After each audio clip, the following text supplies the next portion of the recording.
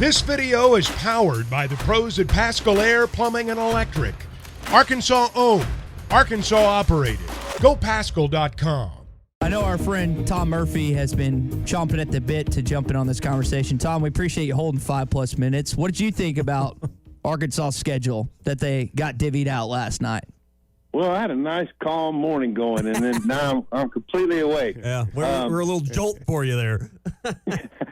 I agree with y'all's assessment that, and this is what I wrote about today, was it's a much more manageable because you don't have that stretch that was just such a killer for them.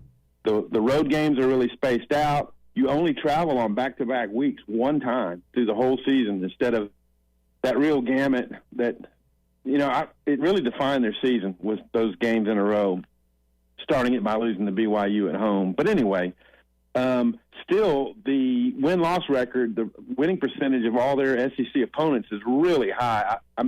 It's probably among the highest in the conference.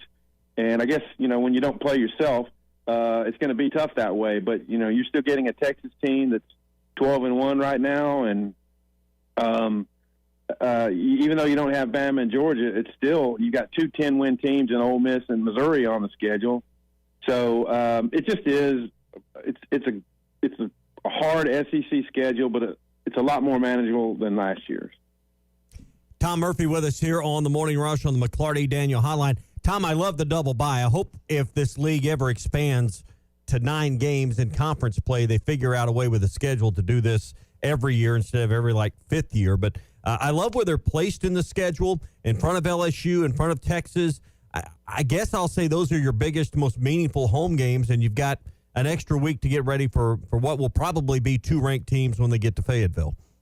Exactly, and there's a huge stretch in the middle of the year where the only road game they have in that whole time is at Mississippi State, and that includes the 2 bye weeks until you get to the Missouri game. So it's a really long stretch where you're going to be at home a lot, and then your longest trip is to Starkville, which is not a horrible trip.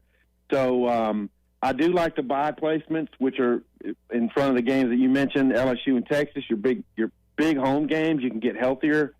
It just sets up so much better than last year's schedule. There's no doubt on that. And, I like by the way, the 2 open dates in the season happen when the calendar falls a certain way. And I think it actually happens again next year or 2 years from now. Yeah, I wish the league would figure out a way to manipulate the start and end dates to make this more accessible on a regular basis. Hey, the Missouri game, it's always been scheduled on Saturday, moved to Friday, but you got a new TV partner. We all know TV's really in charge of all of this. Do you think we've seen the last, at least for a while, of Arkansas-Missouri on Friday, or you think it's moving to Saturday? What's your gut tell you on the Arkansas-Missouri series? Well, that's a great question. My gut tells me that it might remain on Friday because I think the TV partners will listen to how teams lobby, and I don't think Arkansas or Missouri has a problem with the Friday game. And if y'all will recall, Auburn and Ole Miss, the Iron Bowl moved to the Friday 2 seasons in a row, and I don't think Nick Saban liked that at all, and they haven't been back to it. So I don't have any doubt that, I would say I think there's a high percentage that it will wind up on Fridays again. Tom, LSU's playing Oklahoma that weekend. Is there anything in the back of your mind? I know Arkansas fans, was there any idea that you thought that somehow, some way that might be how Arkansas concluded their season? No, I had heard that the Missouri game was going to remain at the end, but it does beg the question, is LSU Oklahoma at the end like what both of those programs want? Arkansas is trying to build something with Missouri, and quite honestly, they need to hold up their end of the bargain to build something. And I don't know what LSU's thinking here. I mean, they quickly agreed to the season ender against A&M, and now that A&M Texas is going to be, it looks like a season ender, it leaves their Thanksgiving weekend game open, and I just don't know how much cachet LSU Oklahoma holds. So we'll see what the wrangling looks like on that front in the coming years. Tommy and I were discussing earlier. We felt like Missouri might have had the easiest schedule for next season. Arkansas, I think, got a pretty good draw, but the toughest seems to be in Gainesville, Florida. Non-conference opponents include Miami, UCF, Florida State. Naper's always got to play Georgia. In your mind, do you think Florida got the toughest SEC slot next year? Yeah, they really did because as they pointed out on the show, I mean, you got Miami and Florida to open the season.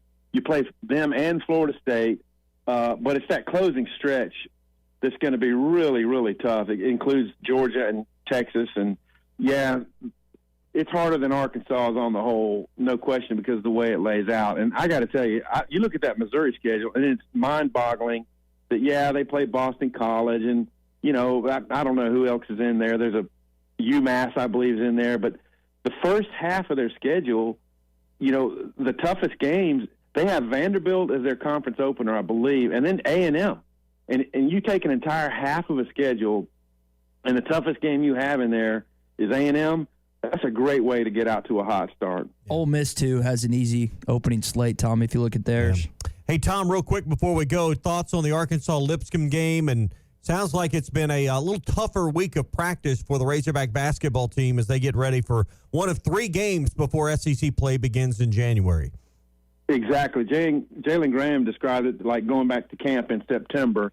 And, yeah, I do believe that, you know, there's a feeling out process, and now it's time to start making the minutes, you know, more valuable and not just spread them around. And, you know, Eric Musselman has typically gone with a shorter bench, but you look at the talent level on this team, and there's a lot of different guys who you know could contribute.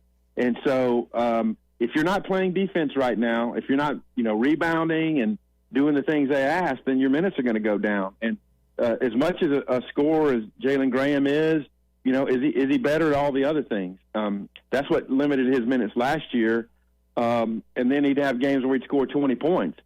So you hope that he can do the little things that keep him on the court. I mean, it's the same with Battle. Great scorer, but how often did he get blown by the Oklahoma guards the other night? So it's getting serious. Eric Musselman does not like to lose, and he likes to find the solutions.